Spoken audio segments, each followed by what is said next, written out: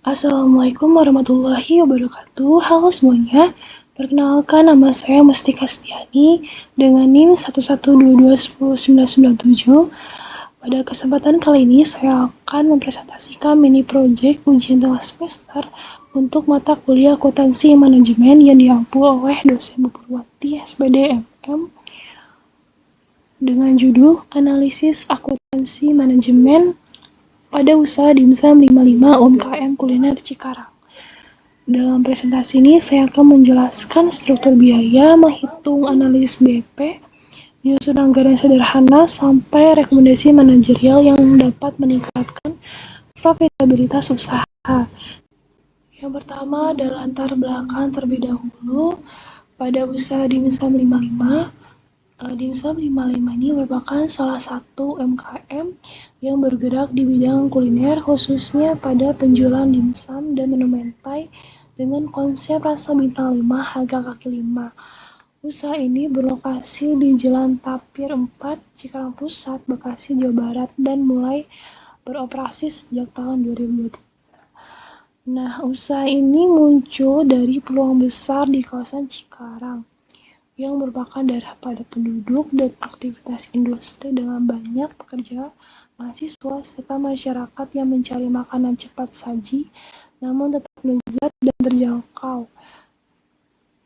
Nah, produk utama dari dimsum 55 ini meliputi dimsum ayam wortel, dimsum udang, dimsum cumi, dimsum keju, dimsum beef, serta menu spesial yaitu dimsum mentai dengan pilihan isi 4, 6, sampai 8 pieces. Selain menjual langsung di lokasi, dimsum 55 ini juga melayani pemesanan online melalui WhatsApp dan menerima pesanan untuk acara kecil seperti ulang tahun, acara kantor, atau kegiatan komunitas. Ciri khas dari dimsum 55 ini adalah bumbu racikan sendiri, penggunaan bahan segar setiap hari, serta penyajian yang cepat dan higienis. Hal ini menjadi usaha ini cukup diminati pelanggan dari berbagai kalangan, terutama anak muda, pekerja kantoran. Secara manajerial, usaha ini dikelola langsung oleh pemilik dan dibantu satu orang asisten untuk bagian produksi dan pelayanan. Sistem pengolahan keuangan masih dilakukan secara sederhana, namun sudah mulai menerapkan pencatatan biaya dan perhitungan laba rugi bulanan agar usaha dapat dipantau secara presisi. Lalu di sini ada identifikasi dan klasifikasi biaya usaha dimsum 55. Nah, analisis biaya ini adalah kunci untuk mengendalikan profitabilitas. Biaya usaha dimsum 55 diklasifikasikan menjadi biaya tetap atau fixed cost dan biaya variabel.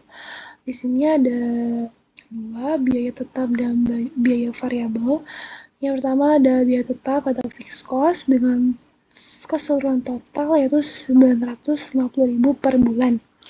Itu dengan 4 biaya ini. Yang pertama ada sewa tempat usaha yaitu 600.000 per bulan. Biaya yang tidak berubah terlepas dari volume penjualan. Lalu ada listrik air 150.000 per bulan untuk operasional kukusan listrik, penerangan, dan mencuci peralatan. Itu penyusutan peralatan dapur 100.000 per bulan. Estimasi nilai penyusutan alat seperti kukusan, kompor, dan meja saji. Lalu promosi dan media sosial 100.000 per bulan. Biaya untuk spanduk dan promosi sederhana di platform digital. Lalu ada biaya variabel atau variable cost dengan total keseluruhan 3.100.000 per bulan. Dengan bahan baku utama 2.500.000 per bulan, meliputi kulit dimsum, ayam cincang, udang, saus mentai, dan bumbu ini meningkat seiring kenaikan penjualan. Lalu ada gas LPG 150.000 per bulan untuk proses pengukusan dan memasak. Bahan kemasan 200.000 per bulan, kotak kertas, sumpit, sendok plastik, dan pembungkus, saus dan bahan pelengkap 150.000 per bulan, saus mentai, mayones, kecap asin, dan sambal. Lalu ada transportasi pembelian bahan 100.000 per bulan, ongkos ke pasar atau toko bahan baku terdekat. Selanjutnya ada ringkasan keuangan sederhana atau estimasi rata-rata bulanan. Berikut ini adalah ringkasan performa keuangan dimsum 55 berdasarkan estimasi rata-rata bulanan menunjukkan laba kotor yang positif dan potensi pertumbuhan. Di sini ada komponen penjualan rata-rata yaitu 8 juta rupiah, total pendapatan dari penjualan dimsum dan menu mentai. Total biaya tetap 950.000, bahan baku, gas, kemasan, saus, dan transportasi. Tadi total biaya variabel 3.100.000, akumulasi biaya tetap dan variabel.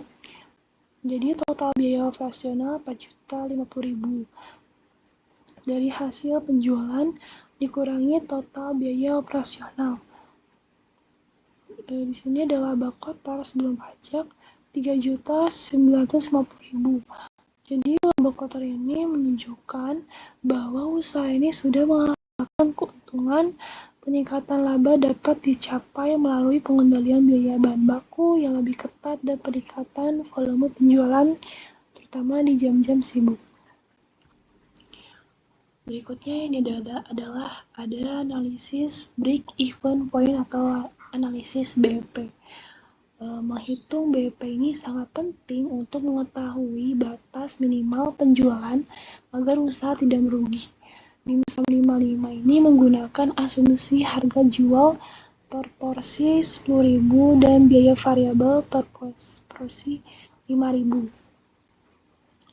Sini rumusnya adalah BP per unit biaya tetap dibagi dengan harga jual per unit dikurangi biaya variabel per unit. Nah, pada kasus dimsum 55 ini kita lihat di harga jual per porsi itu 10.000 ya. Dan biaya variabel per porsi sebesar 5.000. Dan biaya tetap per bulan 950.000 per bulan. Maka hasil hitungannya 950.000 dibagi 10.000 dikurangi 5.000, maka hasilnya 190.000 per 190 porsi. Artinya dimsum 55 ini harus menjual 190 porsi dimsum setiap bulan untuk mencapai titik impas. Jika penjualan lebih dari itu, maka usaha sudah mulai memperoleh laba. Nah, dengan rata-rata penjualan mencapai 800 porsi per bulan, bisa disimpulkan usaha ini berada dalam kondisi aman dan menguntungkan. Setelah menghitung analisis BEP tadi, kita lanjut ke analisis margin kontribusi dan profitabilitas. Nah, margin kontribusi ini menunjukkan seberapa besar kontribusi penjualan untuk menutupi biaya tetap dan menghasilkan laba. Margin kontribusi yang tinggi mengindikasikan profitabilitas yang baik. Di sini ada rumus margin kontribusi penjualan dikurangi biaya variabel.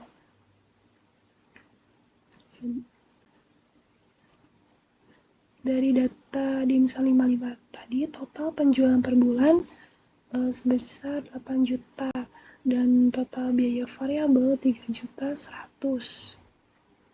Maka margin kontribusinya adalah 8 juta dikurangi 3.100.000, hasilnya 4.900.000 ini.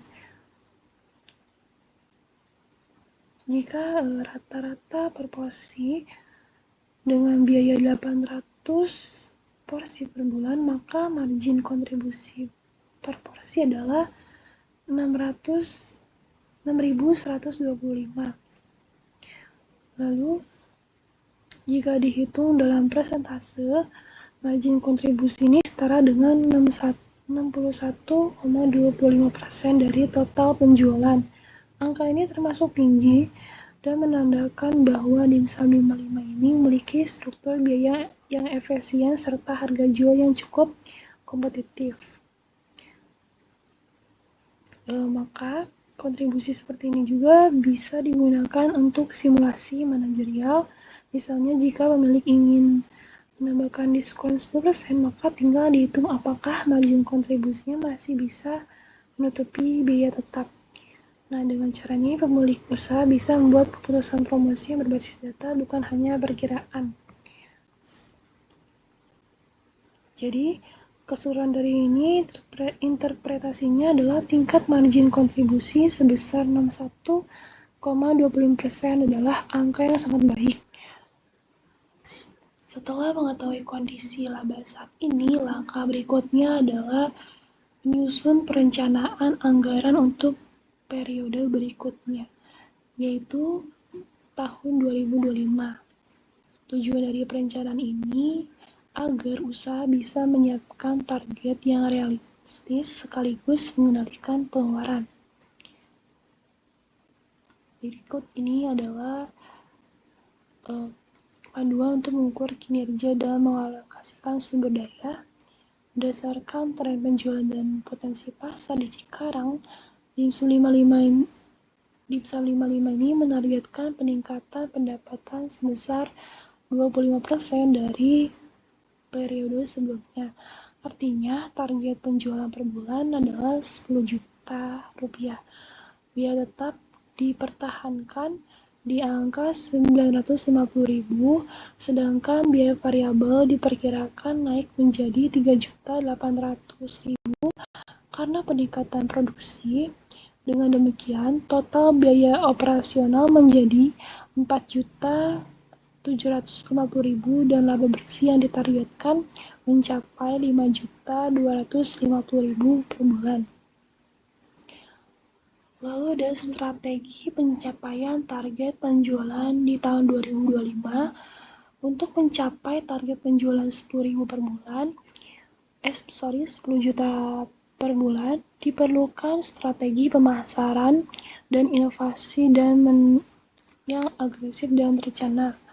Yang pertama ada inovasi menu, menambah varian menu seperti dimsum mozzarella, dimsum pedas, dan dimsum mix mentai untuk menarik segmen pasar yang lebih luas. Yang kedua adalah promosi digital, memanfaatkan media sosial seperti Instagram, TikTok untuk promosi harian yang menarik dan menjangkau pelanggan di area Cikarang. Lalu yang ketiga, partisipasi bazar, mengikuti bazar kuliner di di area Cikarang untuk meningkatkan brand awareness dan menjaring pelanggan baru secara langsung. Yang keempat, promo bundling, menyediakan promo bundling yaitu dimsum plus minum untuk mendorong pembelian per transaksi yang lebih besar. Selanjutnya adalah analisis pengambilan keputusan berbasis informasi biaya, yaitu dengan memakai make or buy, yaitu dengan kasus membuat saus mentai sendiri atau membeli jadi. Jadi keputusan manajerial ini harus didasari pada perbandingan biaya dan manfaat operasional membandingkan biaya produksi saus mentai sendiri versus membeli dari supplier. Yang ini alternatif pertama yaitu buat sendiri. Biaya produksinya 400.000 per bulan. Mungkin rasanya lebih khas dan dapat disesuaikan, memerlukan waktu dan tenaga kerja tambahan. Alternatif 2, beli jadi, biaya pembelian 300.000 per bulan. Rasa stabil dan konsisten, praktis dan waktu produksi lebih efisien. Jadi, keputusannya adalah membeli saus mentai dari supplier lebih efisien karena biaya lebih rendah atau hemat 100.000 dan menghemat waktu produksi, memungkinkan fokus tenaga kerja pada peningkatan kualitas dimsum dan pelayanan pelanggan. Keputusan ini mungkin terlihat sederhana, tetapi dalam konteks akuntansi manajemen, hal seperti ini adalah contoh nyata penerapan analisis biaya diferensial, yaitu membandingkan dua alternatif dan memilih biaya yang memberikan penghematan atau manfaat lebih besar. Dengan pendekatan ini DIMSUM 55 terus menjaga efisiensi tanpa mengorbankan kualitas produk. Berdasarkan hasil analisis biaya dan efisiensi operasional, berikut beberapa rekomendasi manajerial yang dapat diterapkan oleh pemilik DIMSUM 55 agar usaha bisa terus berkembang. Yang pertama, penerapan pencatatan biaya harian. Meskipun skala usaha UMKM, pencatatan harian membantu pemilik mengetahui pengeluaran aktual setiap hari, seperti pembelian bahan baku, gas, kemasan. Dengan begitu, arus kas lebih mudah dipantau dan tidak ada kebocoran yang kecil dan terlewat. Yang kedua, evaluasi BP dan margin. Hal ini juga penting karena harga bahan baku bisa berubah sewaktu-waktu. Sehingga analitik BP ini perlu diperbarui agar pemilik tahu target minimal penjualan setiap periode. Lalu yang ketiga, melakukan pembelian online, yaitu meningkatkan sistem pre-order dan penjualan online untuk mengurangi stok berlebih dan menekan resiko bahan baku terbuang.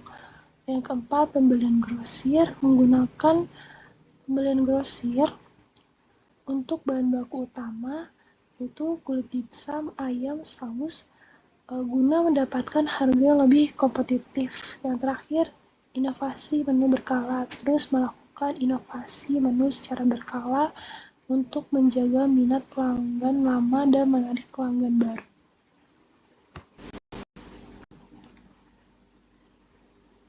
Dari seluruh hasil analisis dapat disimpulkan bahwa DIMSUM 55 merupakan contoh UMKM kuliner dengan struktur biaya yang efisien dan potensi pertumbuhan yang menjanjikan, yaitu dengan biaya tetap sebesar Rp950.000 per bulan dan biaya variabel Rp30.100.000 per bulan. Usaha ini mampu mencapai titik BP pada penjualan 190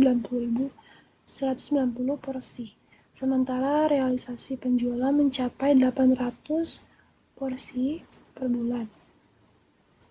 Margin kontribusi yang tinggi yaitu sebesar 61,25% menunjukkan bahwa DIMSUM 55 ini memiliki kemampuan untuk menutup biaya tetap sekaligus menghasilkan laba bersih yang baik. Selain itu, strategi anggaran dan pengambilan keputusan biaya seperti pembelian bahan dari supplier juga mendukung efisiensi. Lalu, proyeksi keuangan positif. Target penjualan 10 juta di 2025 berpotensi menghasilkan laba bersih hingga 5.250.000 asalkan efisiensi biaya tetap terjaga. Nah, dengan penerapan prinsip akuntansi manajemen yang sederhana namun konsisten, pemilik dapat mengontrol biaya, menyusun rencana anggaran yang realistis, dan mengambil keputusan bisnis secara lebih rasional dan terukur.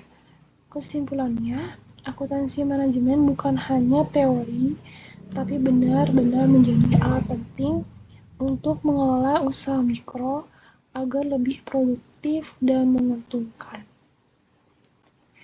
Baik, terima kasih atas perhatiannya. Semoga analisis ini memberikan gambaran nyata penerapan akuntansi manajemen pada usaha kuliner mikro, kecil, menengah, UMKM. Sekian presentasi dari saya mengenai analisis akuntansi manajemen pada usaha kuliner DIMSUM 55 ini. Melalui proyek ini, saya belajar bahwa penerapan akuntansi manajemen bukan hanya untuk perusahaan besar, tapi juga sangat berguna bagi UMKM dalam mengambil keputusan biaya, menyusun anggaran, serta mengontrol laba dan efisiensi.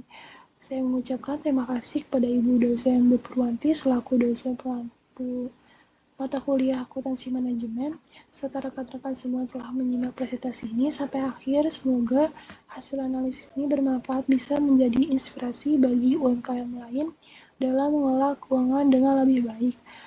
Terima kasih. Wassalamualaikum warahmatullahi wabarakatuh.